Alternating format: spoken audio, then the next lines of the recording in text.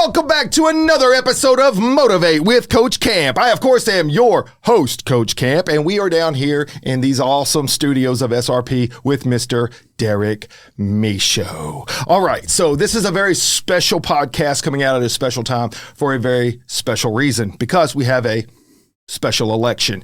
And you see, I put the specials together there. So this year, we had a situation where there were some districts in Mississippi that had to be redrawn, which caused a couple of special elections to come up. And we have two candidates here in DeSoto County that are running for Mississippi State Senate District 1. And me being the person that I am, being motivational, but also big into leadership. I believe in leadership. Hey, look, let's face it. Some positions require leaders. And even though that you're in that position doesn't always mean that you're going to be a great leader, but you should be, and we hope you are. So my goal for today was to be able to sit down and talk a little bit to the to the people, so they could tell the constituents out there what it is that they're looking for, what they hope to do, and where they hope to go with the position if they are in fact elected. Unfortunately, one was not able to come, the other one is. So here's the deal. I'm going to come back after this quick break from my sponsors. I'm going to do a little read on his, and we're going to talk a little bit real fast about what the Mississippi State Senate job is. And then we're going to jump into a conversation with my guest today, Mr. Jon Stevenson. So I'm going to ask you, don't go anywhere. I want to give a quick word to my sponsors. Hello, everybody. I just wanted to have a quick second to let you guys know how much it means to me that you are my sponsor. SRP Studios, The Real Hernando, The Rhythm Section, Hardwick Heating, Cooling, and Air Quality, Estes Grading, Hodge Homes, Adair Honey Farm, Miss Hippie Eats, Phones R Us, Ross Sod Farms and Landscaping, Ivy Rain Women's Clinic, Tonic POS by Tyler Young, and Coffee Central. Thank you guys so much for being a sponsor. If you'd like to be a sponsor, go to my website now, motivatecoachcamp.com, and click on the button. Thank you. All right, guys, welcome back to the show. Here we go. Let's do some stuff here. So before we get going, Mike McClendon is the other person running, and he unfortunately was not able to be here, but he did send me a written statement. So in fairness, I will read his statement to you guys. It says, unfortunately, I could not attend the podcast tonight because I'm knocking doors and seeing constituents on their doorstep, face to face, and listening to their concerns and praises. I would like to say that I have enjoyed being your Mississippi State Senator for District 1 over the last 6.5 years. I would be humbled to be elected once again and hope to see y'all out there at the polls on August 5th. Thanks, Mike McClendon. So he did send in the written statement. He was not able to be in studio, but I wanted to be fair on both sides. So that is what he had to say about that. Now, that said, we're going to jump into a conversation with Mr. Jon Stevenson, which is the challenger for this race. It is for the District 1. And there were a lot of questions I had and a lot of things about the job itself. But one of the things we got to do is know who our guest is. So welcome to the show, Mr. Jon Stevenson. How are you doing? How you doing, Coach Camp? Thanks for having me. I'm doing great. Thank you for coming in. Look, I know it's a busy time of year. The election is upon us. You have a lot of stuff going on. It's hot outside. Can we throw that in? It's hot. It is hot. And so this is a tough time of year to get out there and knock on doors or do anything for that matter besides breathe. I'm going to tell you something. I'm always humbled when people are able to come down here and talk to us. And I think it's not just important for me to understand stuff, but I want the people out there to understand what it is that motivates you and gets you into politics, what drives you, your background, all of that. And so we're going to have a little bit of time to speak to you. Is that cool? Sure, man. Let's do it. Let's do it. First, let's just talk about real fast what the Mississippi State representative, what are you doing exactly? What does the state senator do? Okay, so the Mississippi has what's called a bicameral legislature. Fancy word for you have two houses just like the United States Congress. You have a Senate and you have a House. Your House is typically your more numerous body where you have, I think in our state we have 122 representatives and apportioned by population. You know, you got to have roughly equal people under each district. And it's much more disciplined. And whoever the Speaker of the House has a lot more control.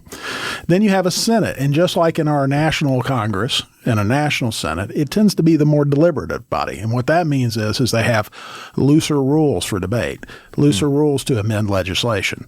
They have each individual senator can have a lot more effect on legislation that goes through the House. And what is that legislation? Well, you know, the state legislature decides the laws of the state. So if you want to have vape regulated in the state in a certain way, the state legislature is going to decide that law, craft that law, create that law, and then the governor is going to execute the law. Okay. And the courts are going to interpret the law. The other major thing that the legislature does is decide the budget. They're going to decide how the money is spent. Now, they're going to appropriate, decide what the taxes are. They're going to decide how that tax revenue is collected, stored, and spent. And then the governor executes the will of the legislature.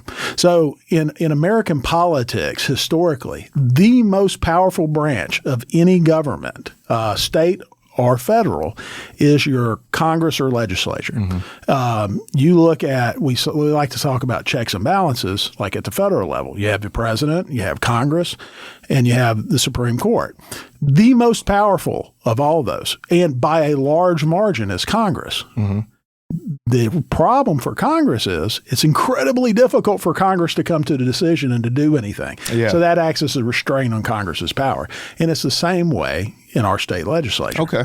And since we are on the cusp of a special election, part of what caused that was the redistricting of the areas, and that is because of what you just said, that it has to be almost an equal representation. Now, correct me if I'm wrong, but there are 52 districts in the state of Mississippi, correct? There are 52 Senate districts. 52 Senate districts. Right. And they represent roughly around 57,000 per district. Is that correct? Well, it's 57,000 plus or minus 5 to 7%. Okay.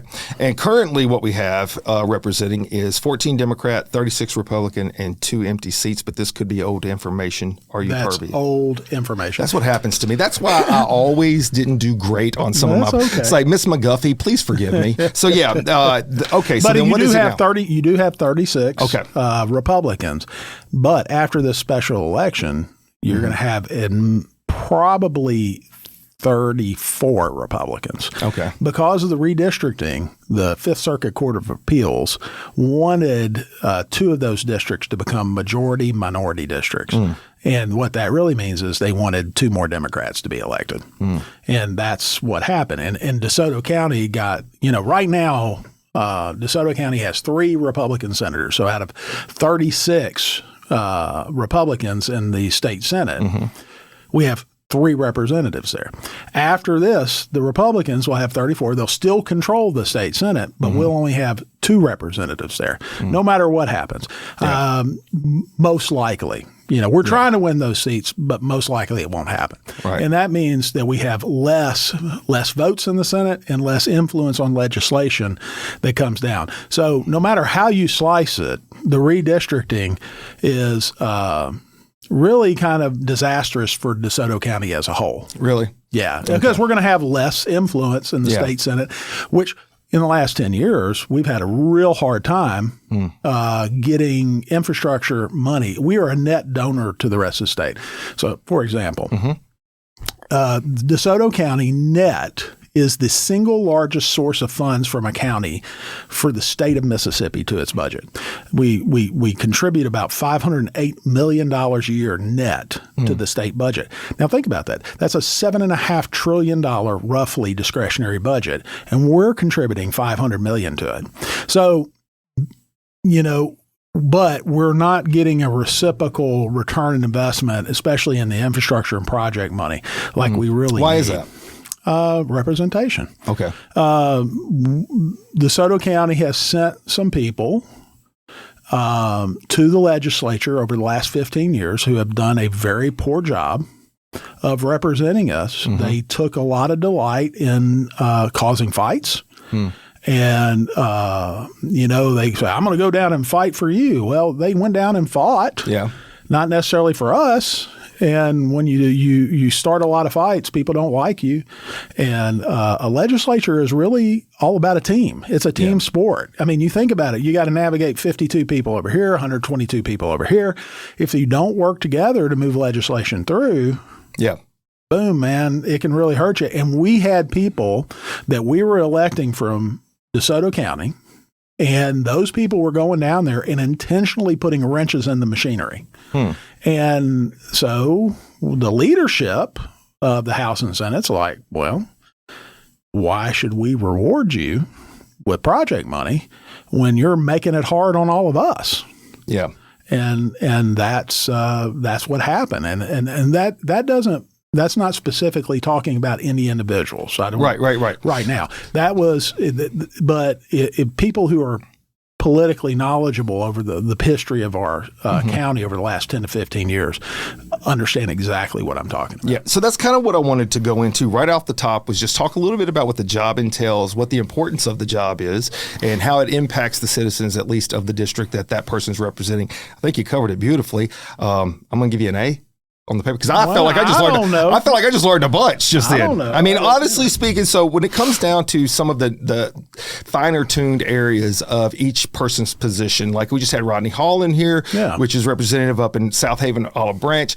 I learned a bunch from from what he does in his position, and it's writing legislation, of course. And so what you just talked about was the importance of having a team and being able to rally a team. Now, look, Coach Camp is a coach.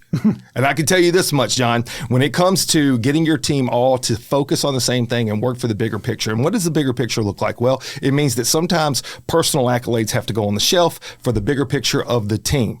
Maybe you have to sacrifice bunt. I'm using baseball, obviously, as an analogy here. So you have to sacrifice bunt. Well, you really want to hit a home run and be the hero, but you're moving that guy into scoring position. And sometimes that's what you're going to have to do. And it's hard to get team members to do that unless the coach is a great leader and can get everybody to see the big picture and have the same kind of vision. And sometimes it takes charisma, sometimes it takes a personality, but sometimes it also takes just strength, and it takes perseverance. So there's a lot of ingredients that you could put into this. Now, I built that up. I like to think that I can build things up. Maybe I don't, John. We're about to find out if I'm any good at this. All right, let's see what I can do. So I'm going to put my readers on because I put some stuff down here. I like to do homework nowadays. That is something that none of my high school teachers ever heard me say. Thus the whole reason why I had 13 years in school versus 12. There you go. Let me run this by you real quick. So you've been on several podcasts. Yeah. You've been telling your story quite a bit. And, you know, the one thing that I don't want to be is mundane. I don't want to have the same kind of run through. So I did a little research on the background of Jon Stevenson, and I want to put some building blocks together and kind of paint a picture as to maybe why you're thinking that you're the strength for this. So you grew up in Alabama, correct? Nope. Where'd you grow up? Memphis, Tennessee. Oh, you grew up in Memphis, Tennessee. So how'd you get down to Alabama? You're going to love that Oh, story. I want to hear it. So I grew up in Memphis, went to Christian Brothers High School. Okay. And, Brothers Boy is Catholic high school. Was raised a Southern Baptist, but fell into it, loved the culture, loved the school. I was ready to go to Notre Dame. Lou Holtz was the coach up there. My dad had played at Arkansas. And Lou had been coach at Arkansas. And so I was a huge Lou Holtz fan. So I travel up there. I'm pretty 99% sure I'm going to Notre Dame. And not trying to toot my own horn, but I had a lot of opportunities coming out of high school. But Gene Stallings was the coach at Alabama at the time. And he asked my dad, "Hey, can I just come and visit in your house?" So my dad said, "Of course." So Gene comes to my house, and we're sitting around, we're having dinner. Mom cooks a good dinner, blah, blah, blah. We're all sitting around the table. Gene doesn't talk to me. He doesn't talk to my dad. He doesn't talk to my brothers who are there. He spends the entire evening talking to my mom. He knew he was in charge. And when he left, my mom said, "You're going to Alabama." And I said, "Yes, ma'am." And that's how I ended up in Alabama. Okay. But I didn't know anything about Alabama. I didn't know very little about Alabama's history. Oh, wow. I was a football player, but I've never been much of a football fan. I get it. When I was a kid. Yeah. But I loved being great at something. And I really worked hard at my craft, to get really good. And I had a great coach who really helped me hone that craft and helped me develop not just the technique, but also the weight training and everything that goes into that. And so that's how I ended up in Alabama. Okay, so interesting story. That I, for some reason, thought that you were down in Alabama. I saw a podcast with you talking about another guy that was from Alabama on the local yokels, and I thought, oh, well, they're both from Alabama. No, he was from Alabama. He was from Alabama. Yeah, that's right. All right, so then you go down there, and this is from the years of 91 to 94, correct? Yes, sir. And you were offensive lineman for the most part. Now, this next part I found very fascinating when I found out. So you were only the second true freshman to ever start. Yep. I was the second guy. Mike Rose, I had forgotten the name of the guy at the last podcast, but Mike Rose was the first guy. Back in pre-1980s, freshmen couldn't start. So I would guarantee you in the 70s, there were some guys that would have started. But for whatever reason, I get to claim it. And, you talked about sacrificing for the team. This is interesting. My freshman year, I started right tackle. My sophomore and junior year, I started right guard. My senior year, I started center. Now, that was not good for me individually. You know, it's better if you can just flow do the reps on the same thing all the time. Yeah, that's right. But they needed me to move around so that we could win. Mm-hmm.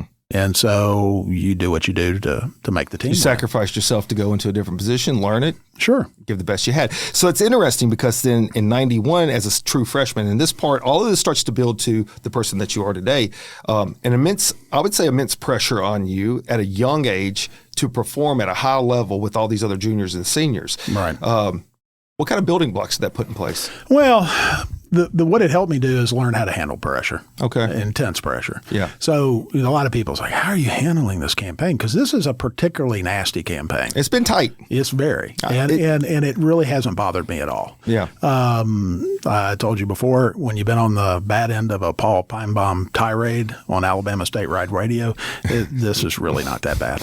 You know, and you got to remember, it's like I went to Christian Brothers High School. At the time, Christian Brothers never had a home stadium. Mm-hmm. And so my first home game that I ever played football in was in Legion Field in Birmingham, Alabama when I was 18 years old. And my second game that I ever played in at Alabama was at Florida Field against a Steve Spurrier-led Florida Gator team. Oh, they were good back then. They were really good back then. In the 90s, they were really good back then. Oh, my gosh. They beat us like a drum. And so here's a good story. So that's my second game. It's halftime. It's 6-0. Florida's up, but we're competitive. Mm-hmm. Second half is so loud in that stadium. That's the loudest stadium I've ever played in, by far. It was so loud you could stand right next to each other, screaming at each other, and you could not hear the person. Your ears would just ring the whole time. And so I'm an 18-year-old. This is the second college game I've ever played in. I'm starting. We're driving. I jump off sides. Kill the drive. Okay, so, we kick the ball, punt it, they take it down, touchdown. That's okay. We go back out there. We start driving. I jump off sides again. That's a tough one. Young guy making mistakes. They get it, touchdown. Go back out a third time. Jump off sides a third time. The end of the game, 34-0, we lost. And I feel like, and the truth is, I really didn't kill any of those drives, but I certainly didn't help. Mm-hmm. But there's two things that came out of that experience for me. Is one, the sun rose the next day. It's going to be okay. Yep. I started 42 more ball games at Alabama. When I wasn't hurt, I was playing. And I never jumped off sides again for another 3 3/4 years. That's important. Yeah, I learned my lesson. So I think that's a great story to the lesson of life. We put ourselves in some tough spots sometimes. You may be in the limelight. Messing up doesn't have to be a finality for you. No. It should be an opportunity for growth. And the only way that's going to happen is if you're determined to learn from that moment, stand up, and go back forward again.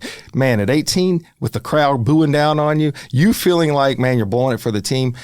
I could see how an 18-year-old could really let that get in their head, but it was actually a building block for you to have that mental fortitude. That's right. To keep moving forward. I like that. And the hard part was not the game. The hard part is back then, media had pretty much full availability. So we would walk out of practice into our dorm room, and the reporters would be waiting there, and they would just catch somebody and pull them out as they're trying to go get a meal or something. The interviews that I had to do the next week. That's why you feel comfortable going anywhere and talking. Oh, it doesn't bother me a bit. You're good. But the interviews you had to do. And so what I learned from the experience is you have to be able to say to yourself, I can't control the noise. Mm-hmm. I can't control these extraneous factors that I can't control. But I can be critical of myself in a constructive way. to break down all the things that I can control and how do I improve those things. And that's a lesson I've taken to every single thing that I've ever done. And I had a really good coach. His name was Coach Solari at Alabama. And he really taught me that. And he only coached me for a year at Alabama, and then he left and became the tight end coach with the 49ers. And last time I heard, he was still an offensive line coach in the NFL. But I think he's probably retired by now. And he really taught me how to do that without breaking your confidence, without breaking, flogging yourself to death so that you can't perform, but dispassionately saying, okay, I could have done this better if I do this, this, this, and this. You can control this fact. I can't control let's say I'm playing against a first-team All-American or something, and that guy's just a lot better than me. Well, maybe I can't beat him consistently, but how can I put myself in the position to perform at a high level as much as I possibly can, considering the disparity? Right. What you're talking about here too is something that as coach camp, man, I try to instill this in all my players anytime I was coaching someone on the field is, when you have those moments, the best thing you can do is allow yourself to be vulnerable, because when you allow pride to swell in, it's real hard to move past those fall down times. You have to be able to take a step back, accept some criticism, recognize that there's a better way forward, and tomorrow the sun will rise, as you said. So I thought that was a great way to build the fact that now we know you got the mental toughness. Let's talk about your physical toughness. Correct me if I'm wrong again, and I could be. Who knows? I could be wrong on this one too. So as you move forward in 92, you guys went 13-0. Yep. And did you win the national championship with that? We did. Okay. That was the year of the first SEC championship game. Okay, so that was the year. I knew it was somewhere in there. My freshman year, we were in the old SEC without divisions. My sophomore year, 92, we had the first SEC championship game. We came back that year and beat Florida in that game with an interception for a touchdown. Then we went on to play a Dennis Erickson-led Miami team that had just won the national title that year, and we played them in the Sugar Bowl and beat them 34-13. Wow. So I did some of the homework on that, and I remember some of those games because I just graduated high school, and I was watching college football quite a bit. So that was the one where George Teague was a defensive back and ran down a receiver and stripped the ball away from him and then went the other way. I do remember that play. Yeah. I do remember that play. That's a great play. That is actually on highlight reels. So I'll point that out because 92 was the best year that you had. You were on winning teams every single year down in Alabama, which is not surprising. But the year before that, let's talk about the difficult moments that life throws at you, because as a politician, as somebody in a seat that you have to make tough decisions, you're representing 50,000+ people. Sure. You got to be able to work through adversity, and life adversity sometimes throws things at you. And I hope it's okay I talk about this because I heard you talk about it somewhere else. Your was actually an Air Force pilot. United States Navy. United States Navy flew F-18s. Right. So okay, I got that right. He went, he was an Annapolis graduate and then went through the first Gulf War, went fine, then was in a training accident at Nellis Air Force Base in Nevada, night flying, and impacted a mountain at night. If you've ever worn night vision goggles, especially those older ones like that, they don't have good depth perception.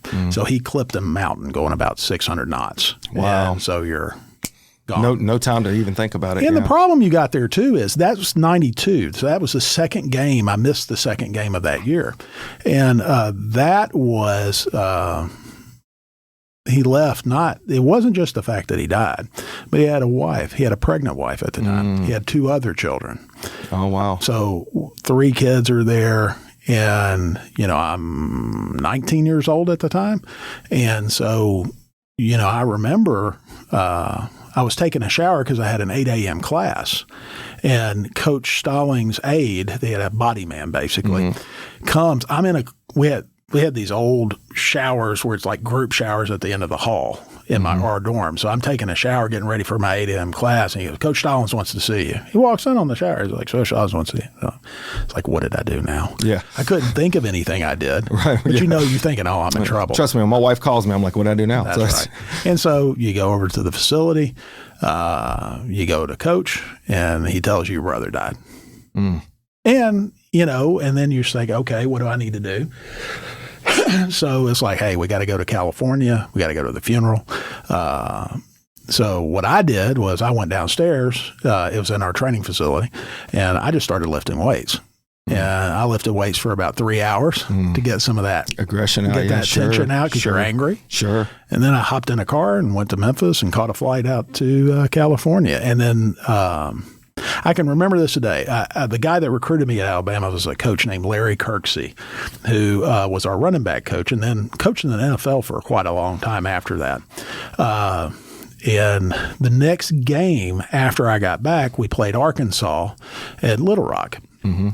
And which was interesting because Bill Clinton was the governor of Arkansas at the time and was running for president. Mm-hmm.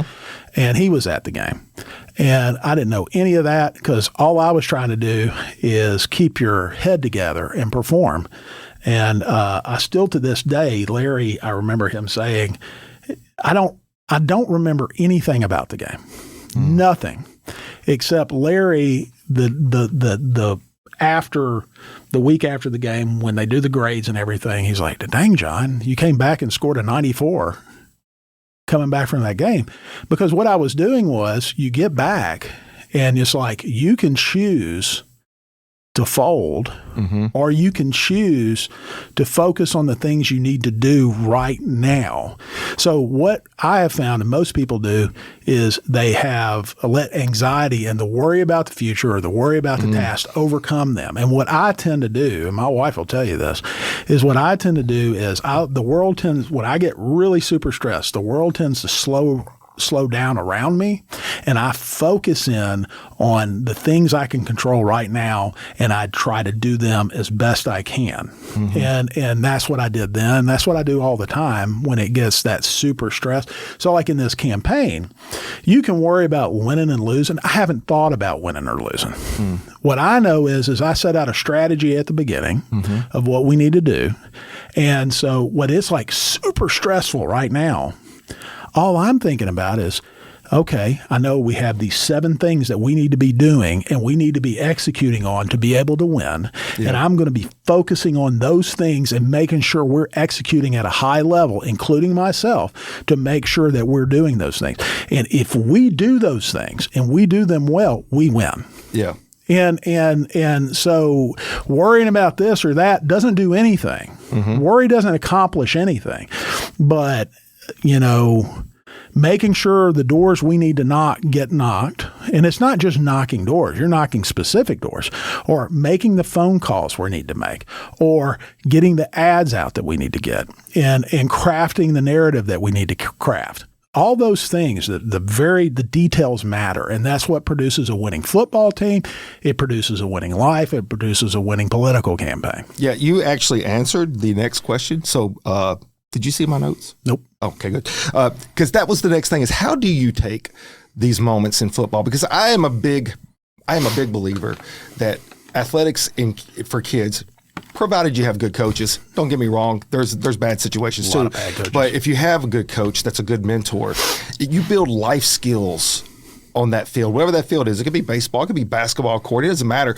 But the idea that you're learning how to deal with adversity, life is still happening outside of that. You have to manage that. You have to manage your life. And then, of course, as you get older, maybe you have a family, maybe you have other people that count on you.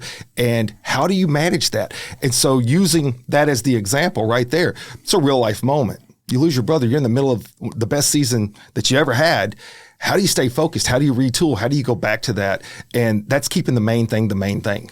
And that's what we have to do in life a lot of times. So you just expressed to me how you're able to do that as a football player, and that's how you would try to use that. No, I do that. I do that today. I mean, yeah, in all of your life. Yeah, I mean, I have businesses, and we try to operate that. You fail a lot, and that's where you learn from. That's right. That's right. Most people would not believe this, but when I was the biggest wimp that ever was when I first started playing football.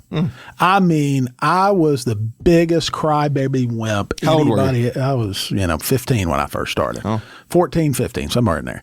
And the biggest, my mom one time, so I was so embarrassed to her, she wanted to come down on the sideline and drag me off the field because I was acting like such a wimp. Oh my God. But I got a good coach the next year. That was the first year I had ever played football. It was, I think I played half of 8th grade and then the 9th grade. And And I was just this big kid. I was 6'2", probably 260 pounds in the 9th grade. That was a big boy. Big boy. And I would easily bench press over 300 pounds. I mean, I was a big, strong boy. But I got a good coach. And then what he did was put me through incredibly strenuous physical exertion to the point that you thought you were going to die. And what you realized is, I'm not dead. Mm-hmm. Hey, I'm going to be okay. And then he pushes you that next step and pushes you that next step. And that's where the great leaders come in, because he took me from a guy who would get hot and roll around on the sideline because he was feeling a little uncomfortable to Didn't coddle that. No. Picked you up and kicked you down the road a little bit. Pushed me through, and to the point where but he pushed it too far, I think. He pushed me where I thought I could push too far. Say, my junior year at Alabama, I had torn my knee up in South Carolina. We played a game in South Carolina. Get to that one, yeah. Yeah, and I got a guy thrown into my leg, and it got busted. So yeah, so where I was going with this was, building the timeline of football, because I think a lot of times periods of our life, seasons is what I like to refer to it as, will build structure that we use later. And I'm wanting to know how this is going to tie into your area in politics, because I do know how it could play into what you've done as an entrepreneur, and we're going to hit on that too. But in '93, you experienced some real hard physical setbacks. So you had the emotional setback with your brother, and then here it is in '93, you have a knee injury. Yeah. You have surgery. And was it also in '93 when you had your car wreck? Yes. So, in '93, we're playing at South Carolina, and pass block, and I'm engaged with a guy. My right tackle throws his guy on the ground, except that my knee got in the way before he hit the ground. So a 300 guy rolling into it, tore my meniscus, tore my MCL. It was pretty good lick. Then the next week, we had a bye week, and then we were playing Tennessee, which was always the big rivalry game, that and Auburn for us. And so what I should have done is, I'm injured. I'm not hurt. I'm injured. That's what I should have done. What I did was keep playing. And so I go out on the Tennessee game and shoot up, braced up. I played every play except the last series, because my knee swelled up so big I could no longer bend. It was swelling up around the knee brace. And sounds like you got past those wimpy years. Yeah, but it went too far. Probably so. It went too far. Yeah, and they had to use bolt cutters to cut that off of me. Wow. Yeah, it was bad. And what I will say is,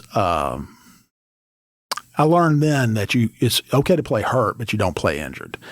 And then later, I was hurt with the knee injury, and it was exam time. I was going to go grab a pizza for a snack, and a kid crossed the line on me, hit me head on, and threw me through a windshield.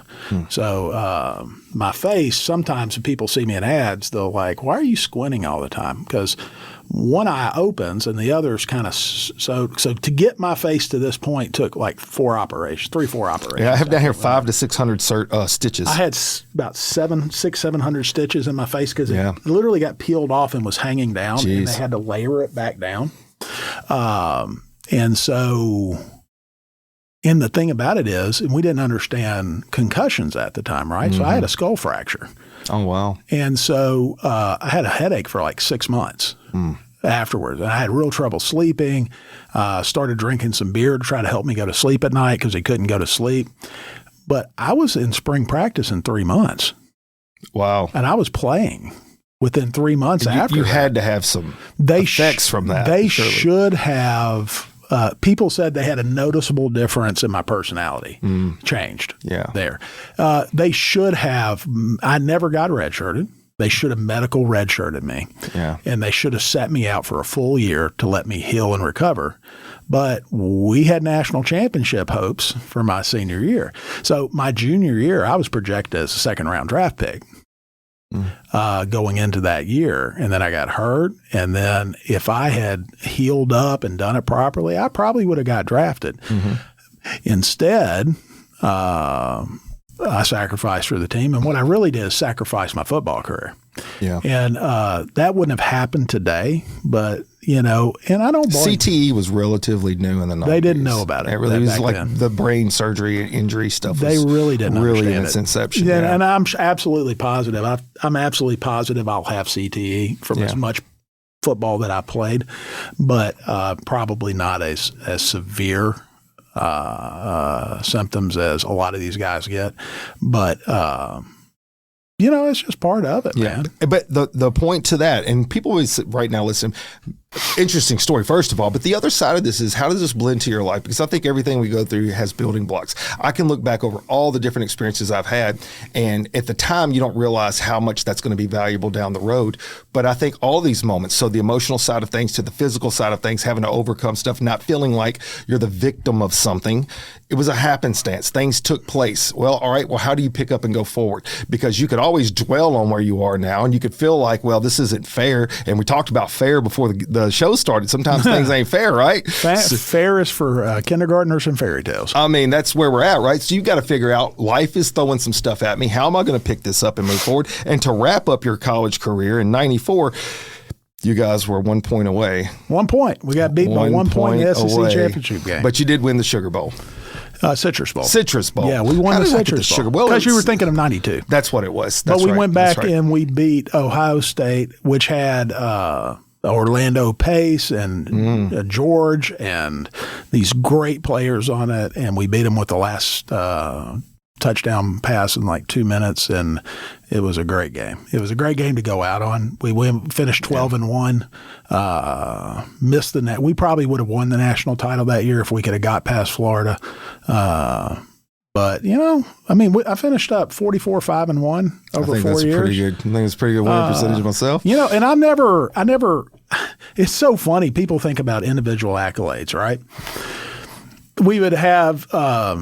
I never once knew what I got individually until we'd always have an awards banquet at the end of the year. Yeah. And all my buddies would come in and tell me, hey, I got this and I got that. And I just never cared. Mm-hmm. It's just the way I'm built is I just never gave a crap. I mean, it's like, okay, we're all in this together.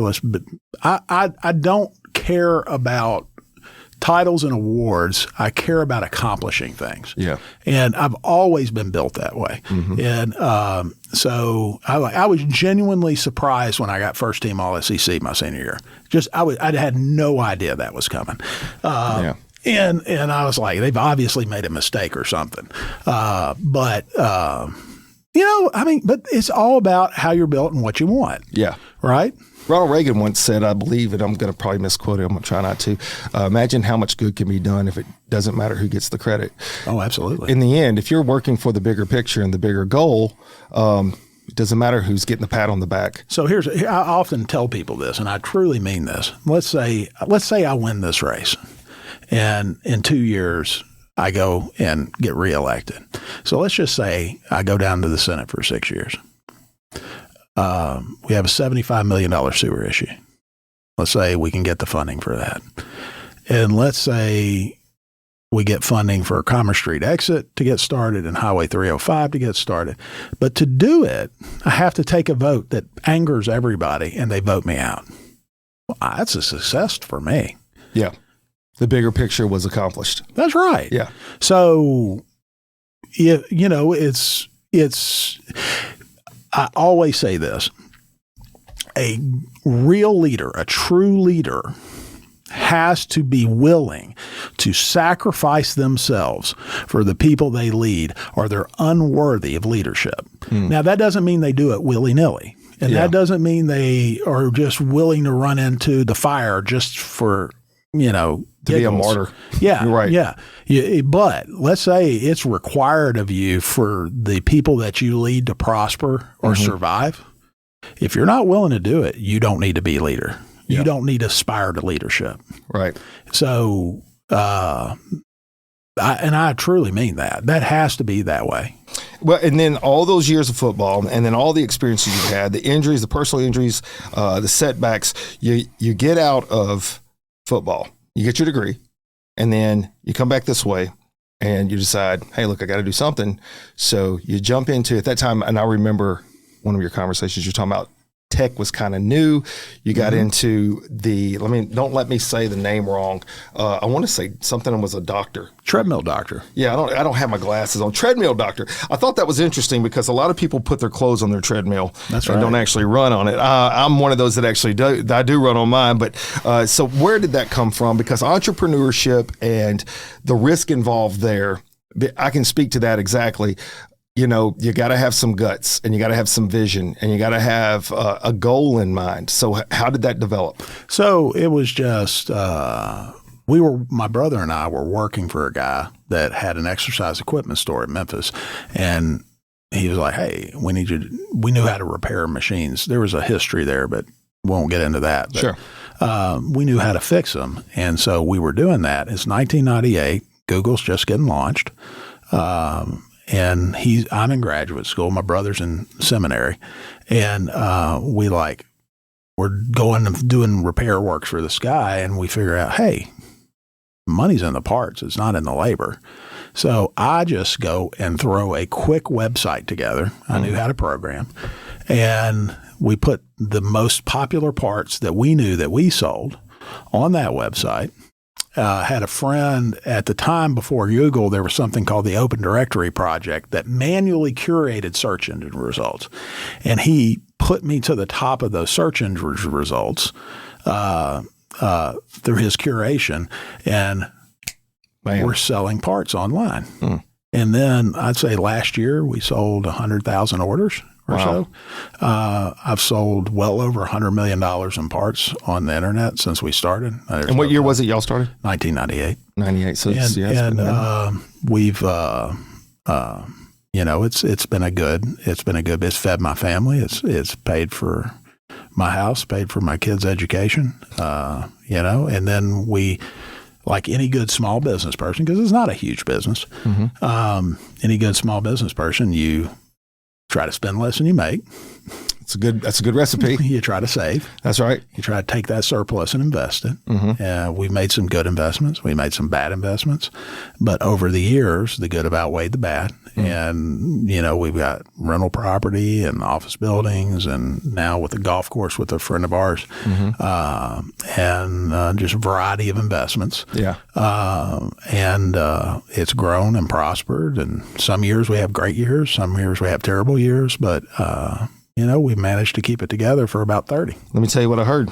This is the part where the Coach Camp stuff comes into play right here. It's where I like to think I have a special sauce. If it isn't that special, just act like it is for a minute, now taking all the stuff you had from your early life and now becoming an entrepreneur and building a business and being able to recognize where there's a pathway forward and having the vision for it and then calling in the right people to help you get the search engine results, which, by the way, that was a tough thing for me on the podcasting. I had to get the right search engine optimization. I was missing the boat for a hot minute, and then all of a sudden you just see numbers jump through the roof and you're like, oh, I'm figuring it out now.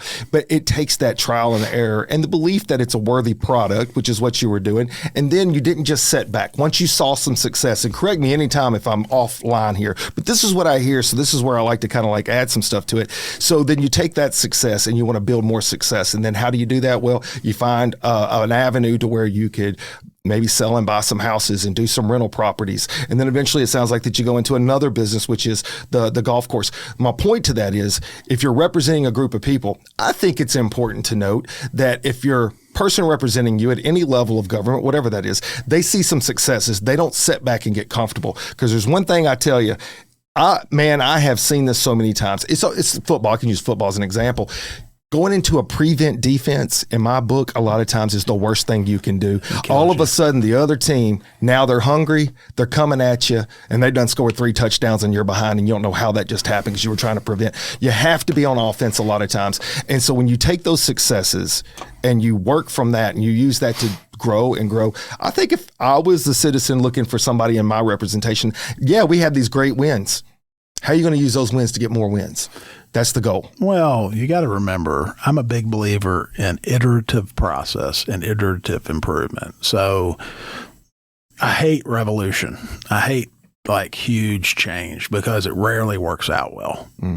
Sometimes you have to have it to survive, but it's unusual to do that. And so my thing is how do we get a little bit better and then a little bit better and a little bit better.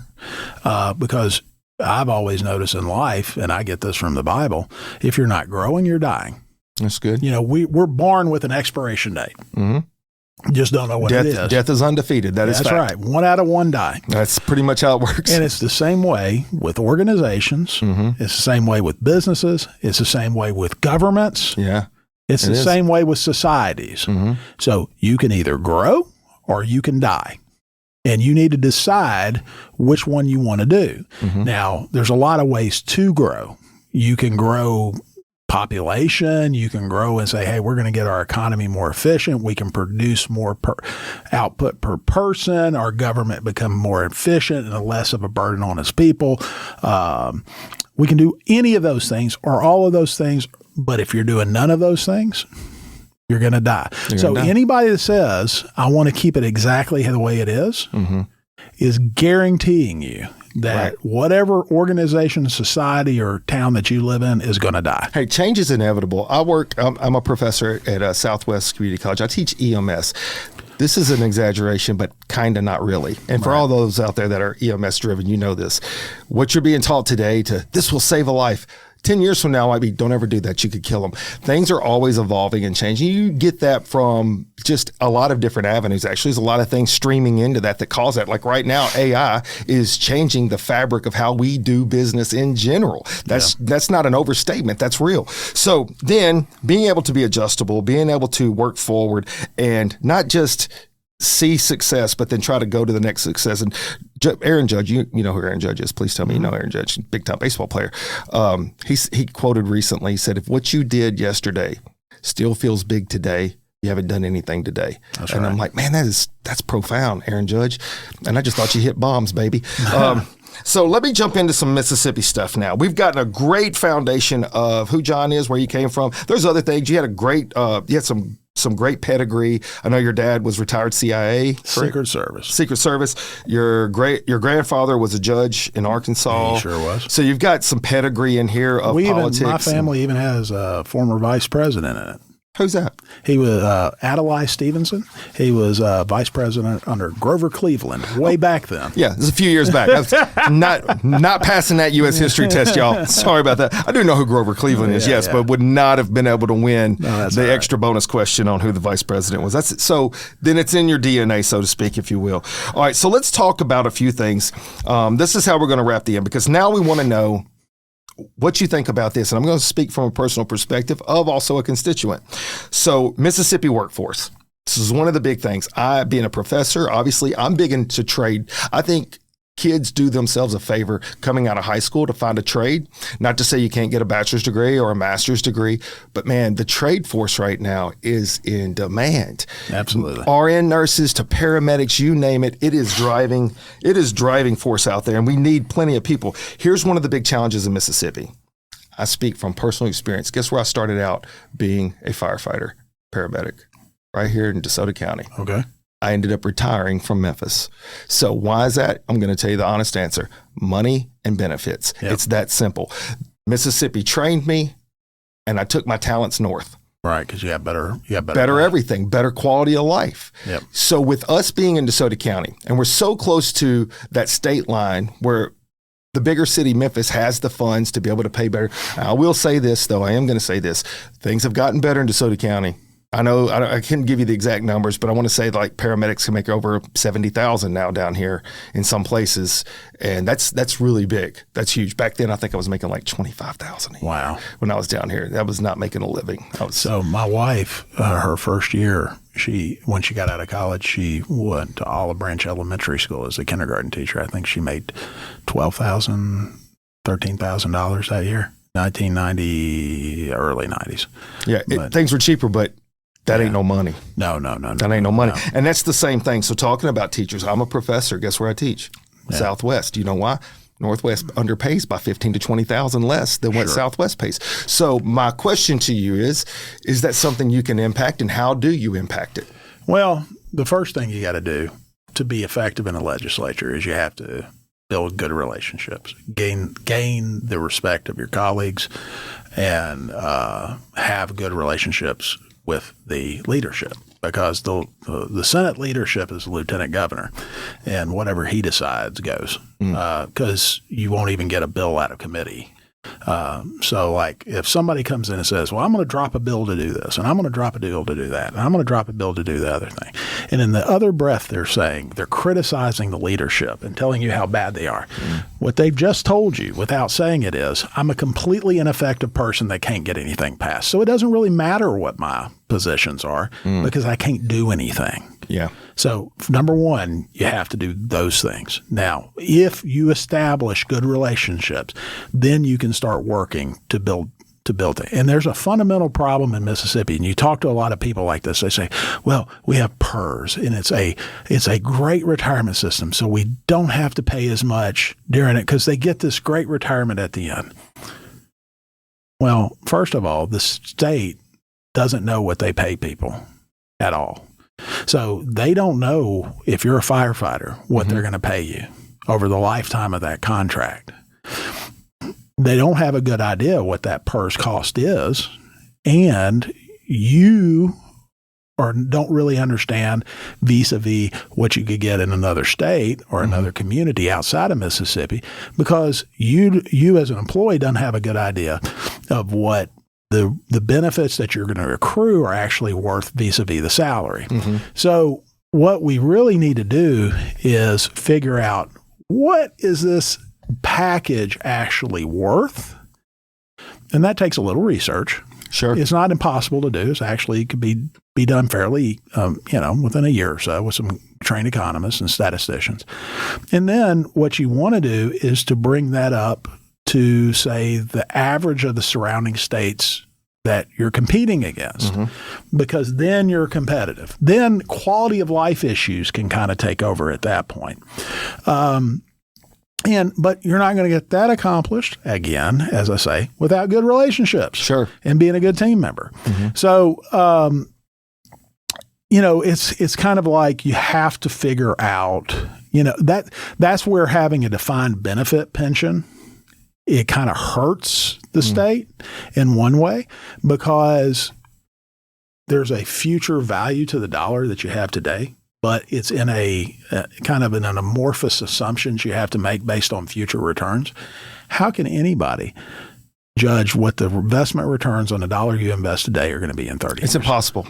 I could tell you're speaking directly to what I live right now. That's right. I'm retired from Memphis Fire Department, and what we were getting as a retirement 9 years ago, I've been retired for 9 years, has not even come close to keeping up with the inflation, skyrocketing inflation that has taken place over the last 4 years. So your standard of living is declining. It would be if I didn't marry smart, but see, I married smart, John. But yeah, for those out there that they depend on that as their sole income, it's impossible. That's right. And if you get to a point in your life where you physically can't do a lot of stuff, you're stuck. That's right. And so how do you fix that? That's a big question. That's a tough question. Well, I think what you have to do, as if I'm on the employee side, is you have to decide. Sometimes we like to think, oh, I'm going to get this, and it's going to be the government's problem to solve it for me. Whenever you give that agency to somebody else, you're asking to be screwed at some point.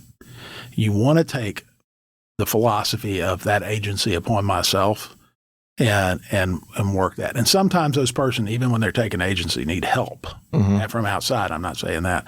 But what we have to do is I think, is to get a good accounting of what the costs are for that employee, get him competitive so that we can be competitive with the surrounding states, and then look at those costs and say, okay, can we afford that? And then build the tax base up through growth to make sure we can afford that. And so, building tax base, one of the big things, you look at an Arkansas or Alabama or Tennessee, they have we don't have any billion-dollar public corporations in the state of Mississippi. Think about that. Now, help me out. Public corporations. Did Google, they coming to Memphis, or is it Mississippi? Well, there's a lot of companies coming, but the headquarters are not here. Okay. But look at Arkansas. Yeah. It has 5 Fortune 400 companies there. Tyson, Walmart. Yeah. but none in Mississippi. Now, we have some very big private corporations, but no public. And usually, and there's a big difference because a private corporation usually doesn't have access to capital markets like a public corporation does. And those capital markets provide cheap capital, much cheaper than a private company can access. And that makes it easier to expand and to build jobs and recruit. And what Tennessee and Arkansas and Alabama have are much more developed commercial and industrial economies than we do in the state of Mississippi. And because of that, those businesses contribute a lot more tax revenue to those states so that they, like Tennessee, doesn't have to have an individual income tax. But Tennessee does have a corporate income tax. I know because I paid it for 30 years. Oh, really? Yeah. Yeah. And so, but what they've done is they take the burden off the individual, they shift it up to the corporation because our citizens demand that government provide certain functions. And we're all okay with that, but they still have to be paid for. It's just who's going to pay for it. And so you have to decide where that is. And so for Mississippi, we have a great opportunity. The Republican leadership in the state over the last decade, and especially Tate Reeves right now and the Lieutenant Governor Hoseman have done a great job of recruiting economic development. Which tens of billions of dollars have come into the state just in the last 2 years. Well, when those are built out, it's not just the jobs, but the tax base they create that will provide additional services that we can use to recruit more business. Think about the Memphis metro area with XAI and Google and NVIDIA and Cisco that are coming in to support the AI Colossus AI cluster and the one that is being built over in Marion by Google. People don't understand. In the Memphis metro area, including North Mississippi as a part of that, $500 billion, $500 billion will be invested in our area over the next 10 years. Wow. It's an incredible, colossal amount of money. Yeah. And it will be transformative to the entire area. And you may not want this area to change. It's changing whether you want it to or not. Sure. With that kind of money, inevitable. When that kind of money comes in, the idea is how do we use that to prosper and make it best for our citizens and their quality of life? Yep. Now, my wife will get on to me. She says, you shouldn't be so blunt with the truth. But the truth is the truth. And we can either embrace it and make the best out of it, which to me, this is colossal opportunity for our community and our state, and the ability to build up that commercial tax base so that we can shift some of the tax burden off of our individuals onto those the commercial operations because they're used to it. They're used to paying taxes and they're going to be okay with that. But then also to increase the benefits like first responders and teachers and things so that we can get a better, more educated workforce that's able to take care of themselves and to provide for their families and to continue that prosperous, positive cycle that we can hopefully get going out of this. I tell you what, let me unpack some stuff. You just covered a lot of stuff right there. It was really good. I think I can keep up. Even though I got the ADDs, I was on point with most of that right there. So we'll just start back to where this kind of started was the benefits package, right? And so whenever you're wanting to keep quality people, you got to have competitive salaries. You got to have competitive benefits because people do look at those things before they go somewhere. I think DeSoto County's come a long way. And Memphis used to be the top of the mountain. You made it to Memphis, you were on Mount Everest as far as all of those things concerned. Now, you also were running 3 times more calls than everybody, and burnout was at a high rate, don't get me wrong. But now the surrounding areas are starting to kind of be more competitive. Now, I realize DeSoto County is a unique situation because we're in close proximity to them. Then you go across the rest of the state, they don't really have that same kind of competition right across the state line or right across the county line or whatever that is. So you're looking at 52 different areas that have to be managed somewhat fairly, but you have DeSoto County, which has a unique situation in the fact that it's one of the biggest. It's continuing to grow.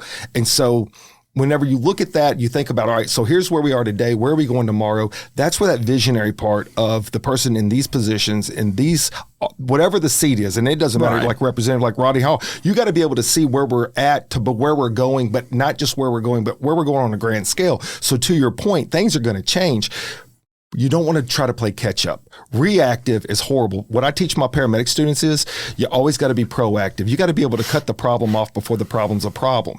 Easier said than done sometimes. So let's dive into this. Taxes, obviously, hot button item. That's not something profound. That's what everybody looks at. They get nervous about that. Mississippi just did something where the property taxes are going to affect a lot of folks. So not necessarily. Okay, tell me about that, because that's part of this. So in the Mississippi Constitution, they have something called ad valorem, that everything has, that's Latin for true value. And so every property for property tax has to be assessed at true market value or as close to it as possible.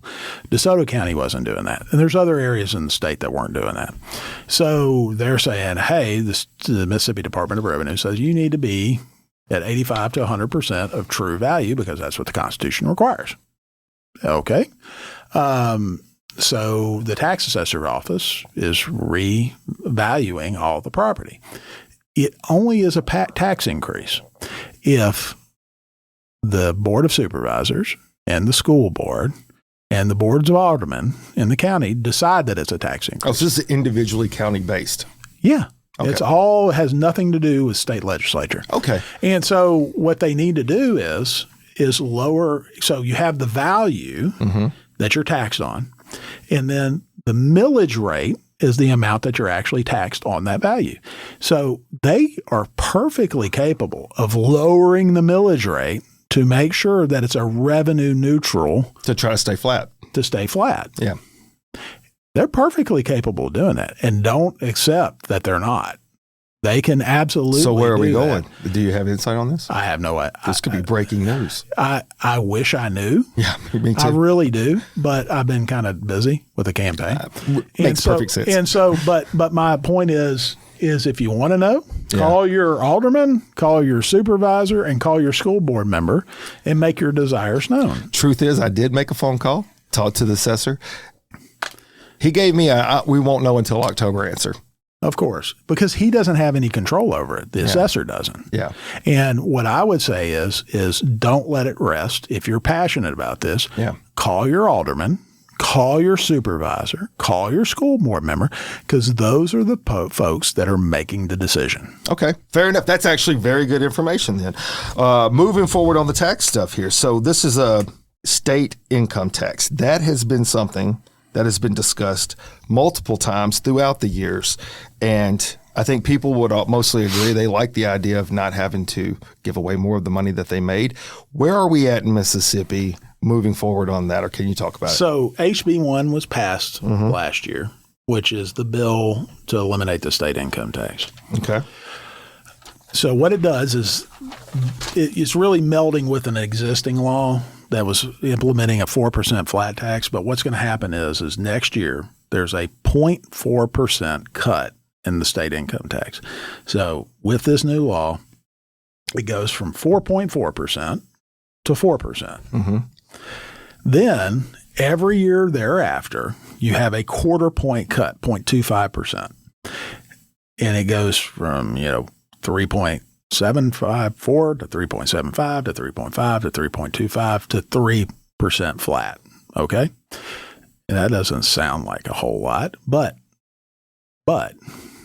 for the average District 1 household, what's the average mean in DeSoto County right now? In District 1, the average is $103,000 household income. Gives a little perspective on it. It means about a $1,440 a year savings. Okay. Then thereafter, with this law, we get additional cuts based on spending control. So do we have a surplus this year? If we do have a surplus this year, then we get another 0.1, 0.2, 0.25, depending on how big the surplus is.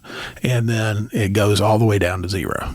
And so to do that, it's a very responsible way to do it. I wish it was done faster. We could do it faster. Probably would mean you have to increase your consumption taxes, sales taxes, things like that to offset it, to do it faster. They don't want to do that, which is fine. But you're going to have spending control and limit the growth of government vis-a-vis the economy. With so much outside investment coming into the state, it's very possible for that to work. Only time will tell if it will. Yeah. Currently, and I could be completely off on this, but it does feel like the tide's turning a little bit as far as like the economy is concerned. There's been the discussion of interest rates going down, even though they didn't change yesterday, which they were talking about they could. That could continue to be something that would work in the favor of citizens. So does any of that stuff play from the national level to a state level as far as the economy is concerned? Well, always the national level affects the state level. That's what I would think. That's what I would think. But that's why you want to be cautious in what you do and not try to go too fast. This could be the reverse as well. Kansas tried to eliminate the income tax in 1 year and almost went bankrupt because it's such a complicated problem an economy is that you don't understand when I move this lever, it's going to have this effect. You think it's just a 1-to-1, but it's a 1 to 23 different things that get affected. So you want to make sure that I'm doing it very cautiously, see the effects, then do the next move. Yep. That is, I think that's true on any type of business too. If you're not behind the scenes, understanding how the operations work and how to gain balance, because balance is what we should always try to work toward. It is difficult to understand the reasoning behind something, because from the outside looking in, it's easy to say, hey, look, I'd really like for these taxes to be gone, but understanding how that is affected and then how you get there, sometimes there's a lot of things that have to take place. Especially in politics, we don't have a good appreciation that we live in a society that's developed over really 3,000 years. We're basically an extension of Greek and Roman society and the civilization that's evolved out of that based on Judeo-Christian values and Western culture and Western civilization. And it's an incredibly complex society that we live in, and it's incredibly successful. And the standard of living we enjoy is unbelievable when measured against the scale of human history.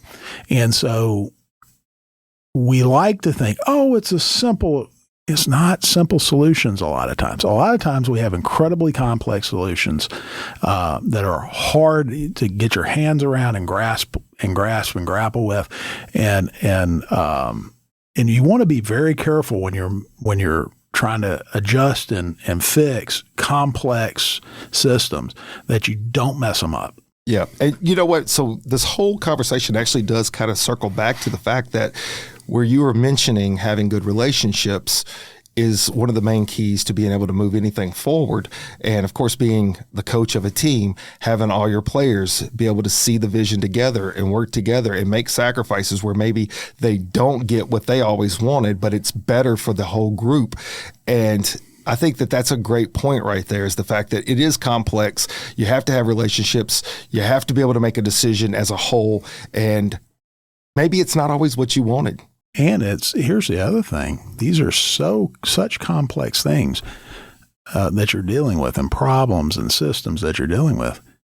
It's impossible for one person to have the knowledge base and experience to be able to analyze and decide for all of it. Mm-hmm. You need those varying perspectives and that different perspective, the different education and to come together and work together to be able to understand what you're doing and what you need to do. Mm-hmm. So that's why it's so critically important to have a little bit of humility to say, maybe I'm a smart guy, but I could be the smartest person in the world, and that person who's the janitor still has a valuable thing to contribute because they have a perspective that I don't have. Yeah. And maybe they have a piece of knowledge that I don't have. Or the same thing in a legislature, with your legislative team, to have that humility to be able to learn and be open, and also, the smarts to reject when you think it's not appropriate. Sure. But you have to be willing to work as a team. So many things we've covered here today, Jon. I really appreciate you. I know this much. I've learned plenty. My podcast, my platform, I want it to be educational as much as anything. Motivation, inspiration. We get motivated whenever we are knowledgeable about stuff. I think when it comes to elections, there's a couple things that is probably common for most people. They vote off emotion versus education a lot of times. They don't take the time to really dig in deep and think about, what is it the person stands for? What are the issues that affect me? How do they plan on going forward? And how do we see change in something?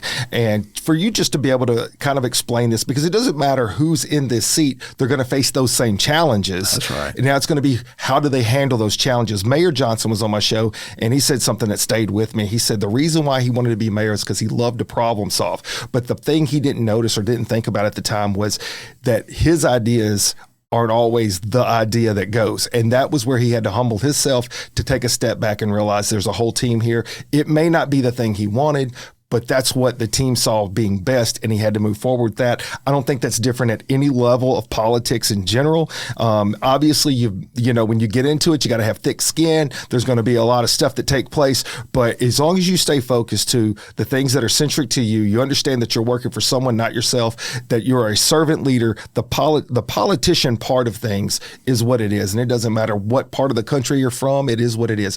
I want more politicians, though, to take that leadership role personally and say to themselves, look, whenever I leave this seat, whatever that is, I want to leave the people that I represented better than they were when I got here. And if everybody has that goal, it doesn't matter what the position is, I think we're going to be better as a society as a whole. I agree. So here's where we are, sir. We're near the end of this thing. Thank you for your time, but I always want to leave this. Because there were so many different notes, but the reality is this. I tried to ask some stuff different ways. You covered so much. If people want to see all your podcasts, you've been on a few other ones. Here's what I would say to you. Here's your moment. This is airing on Monday. So as we speak, as you're watching this Monday morning, tomorrow morning is election day. And it starts at what? Most polls open at 7? 7 to 7. 7 to 7. And this is your moment to kind of tell them why you're here with what you're doing and what your goal and your vision is. And my plea to you guys, if you are in the district, go vote. I don't have the current numbers, but I know typically we're around 20% at best on a lot of elections. I'd be shocked if we hit 20%. I would be shocked on a special election if we got 10. If we get 10, I think that's probably feasible. 20 probably on a non-presidential election year, but you got other big seats going. Well, let's say when we did governor, lieutenant governor, we hit 28, 27, 28. That's kind of the stats I had read, yeah. Presidential election will hit 46, 47. I was going to say closer Sometimes to 40. Sometimes we can hit over, I've seen sometimes it hits up to 60. Yeah, well, It's always about the characters involved, right? That's right. So, and I say characters because sometimes they're characters, right? Yeah. So you go back to the Reagan days, overflow, and you go past Reagan days, a little bit of a thinning, and so it always depends. But here we are. John, last minutes, I'm going to give you the mic, sir. Speak to the people out there. This is Monday morning, and what would you want them to hear? Well, I would just tell anybody, listen, be skeptical of everything you've heard from both sides. Take a critical eye to it. Look at the person that you think is going to be the best problem solver. Look at the person that you think is going to be most effective in the legislature, who can deliver the results. Not just talk about I'm on this committee or that committee, or I dropped this bill or dropped that bill, but what they've actually can deliver. If they don't have a good relationship with the leadership, if they don't have a good relationship with their colleagues, they can't deliver you anything. They're not going to be effective. They're just taking up a seat. I'm not running to have my name to be Senator John. I could care less about a title. I care about getting things done. And I care about delivering the resources we need, but also creating a governmental framework that will create prosperity for all the people of the state, but specifically for the people in District 1 and DeSoto County. So I would say that that's where my heart is. I would ask for your vote, and I hope that together we can make a better DeSoto County and a better district and a better Hernando. Thank you very much, John. Look, I'm going to say this honestly speaking. I took my ears off. They were itching. I don't have to hear myself talk all the time. Here's what I could tell you guys. Whoever ends up in this seat, whether it's you or Mike, whoever it is, yeah. I want them to have the heart that they're there for the right reason, to do the right thing for the people that they represent. So I wish you the best. I wish Mike the best. I want you guys to go out there, have an impact, whether it's this spot in life or it's another spot in life. Here's what I do know 100%. you will have an impact in the area you're supposed to have. I'm a person of faith. God has a plan for all of us. You'll end up where you're supposed to be, and that is my true heart. I do believe that, sir. And I can't thank you enough for coming down and spending some of your day. I know it's a busy season for you, and yeah, hopefully you're out there having a big impact on people. Thank you. Appreciate the opportunity. Sir. Thank you guys for tuning in. Hey, look, this is what it's all about. We're going to get together. We're going to have some conversation. I don't understand where we went wrong in society, where we think that we have to dismiss somebody rather than have a discussion with somebody. That's what it's all about. Get to know the people around you. Get to know the people that represent you. Go out there. You can make a difference. You don't have to have a title. You can start anywhere. Start somewhere with something and impact someone. That's what I'm going to tell you. I'm also going to ask you right now, go to my website, motivatebycoachcamp.com. Subscribe to my YouTube. And until next time, Coach Camp out. I love the chase and the hunt, and I set the pace when I'm running. I always take what I want, and I always give it 100. Don't need a bank, no, I'm funded. Play the game like it's nothing. I'm always thankful for something. Don't take for granted, stay humble. Now wake up! It's time to look at the enemy. Look in the mirror if he is no friend to me. It's not working out, maybe it's the chemistry. It's time to break up so I can make a better me. Better believe in your mind, cause it's everything. You can mold, shape,